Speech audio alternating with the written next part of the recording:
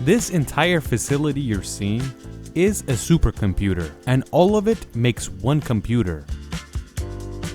The size of this area is about 700 square meters, and it is connected to each other with wires and different cases with different motherboards.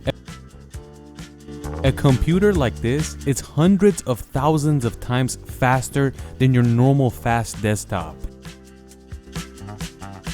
The computer you're seeing is called Sierra, and it's located in Lawrence Livermore National Laboratory. So what do they need a computer like this for, and what is it used for? They most likely do a lot of stuff that is classified and they don't talk about it. But the projects that they talk about, and we know that are true, is that it studies the areas around itself and it tries to study the ground, especially the way it moves and shakes. And with this, they could maybe predict how an earthquake or when an earthquake will happen. Another thing computers like this do is to simulate cancer and how cancer affects human bodies. And maybe they can calculate something that could resolve the cancer. This is the ones that they talk about. But most of the things these supercomputers do is classified. We have a lot of supercomputers, like Sierra, the one you just seen, Summit, and the fastest and newest one is Frontier. And the idea of computers like this all began in the year 1992. If you know the year 1992, the same year these supercomputers started being built, you'll know that was the final year you could test atomic bombs. The reason 1992 was the year to stop all nuclear weapon testing is because all powerful countries got together and made a deal with each other to never test nuclear weapons again. But obviously they keep the weapons, they just can't test it. The US has about 4,000 nuclear weapons, and Russia has even more at 4,300 nuclear weapons. If these two countries want to destroy the world right now, they don't even need to use their entire arsenal. You might be asking, we were talking about supercomputers, why are we talking about nuclear weapons? After the deal was made to never test nuclear weapons again, this is when the US begins thinking to start these nuclear tests inside computers.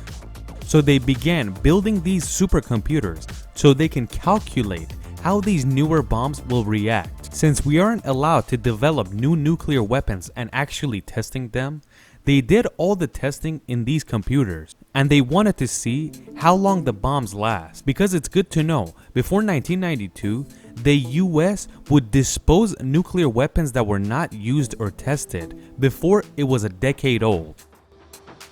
From the year 1945, when the first atomic bomb was tested in the US, to 1992, 1,024 nuclear weapons were tested by the United States. And this is the most amount of tests that has taken place in any country of the world. In second place, we have the Soviet Union that tested 715 nuclear weapons. And in third place, we have United Kingdom with 45 tests.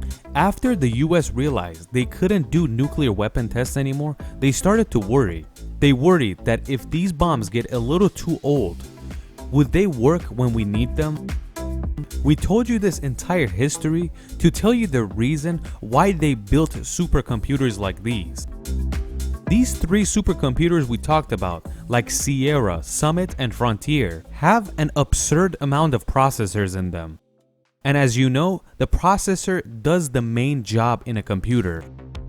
It's the processor's job to predict and calculate, like for example, how an atomic bomb will age and how it will react. If the calculations predict that the nuclear bomb is not going to work correctly, or if it's too old, they will dispose of that nuclear weapon and replace it with a new one. The Summit supercomputer that was built by IBM has 9,216 processors, and that is one of the reasons that this giant computer is one of the fastest computers in the world. The Summit supercomputer could calculate 1 quintillion problems in 1 second. We used quintillion before, especially in our space videos. 1 quintillion is basically 1 with 18 zeros in front of it. It's also good to note that the Summit computer has 27,648 GPUs. Sierra is in Lawrence Livermore Lab in California. Summit is in Oak Ridge, Tennessee. And Frontier is basically the newest and the replacement of Summit. And it's also in the Oak Ridge, Tennessee laboratory. Technology grows so quick that these supercomputers can't even keep up with each other. The Summit supercomputer is not even old, is only 4 years old. But in today's technology, it's starting to get old. And that is the reason they built Frontier to replace this one. Even though the Frontier computer doesn't have many more CPUs in there, but it's much more modern and faster. Just like we said, Summit and Frontier are only 4 years apart, but technology showed us that Summit that could calculate 1 quintillion problems a second have turned into 1.1 quintillion a second.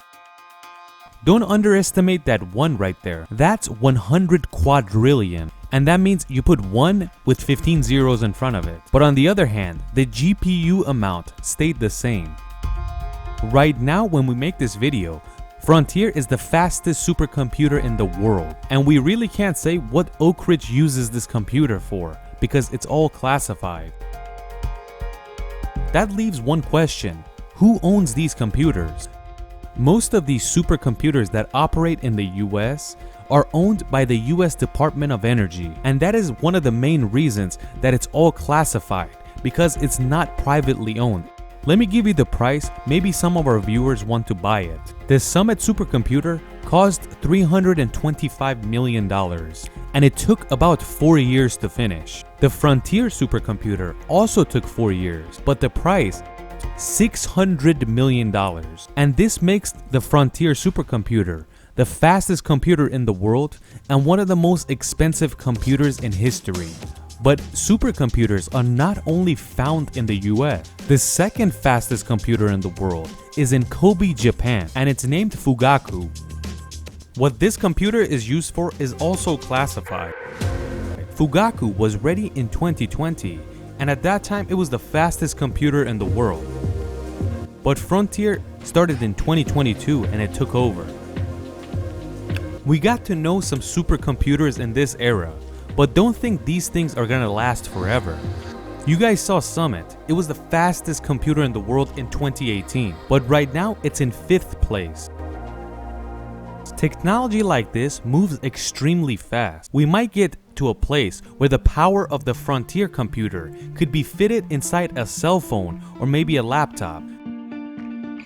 This is a computer from the 1950s, and it takes up pretty much an entire room. And it's interesting to know that this giant computer doesn't even have remotely the same power as a normal laptop today. So in this case, having a Frontier inside your cell phone is very much possible in the near future.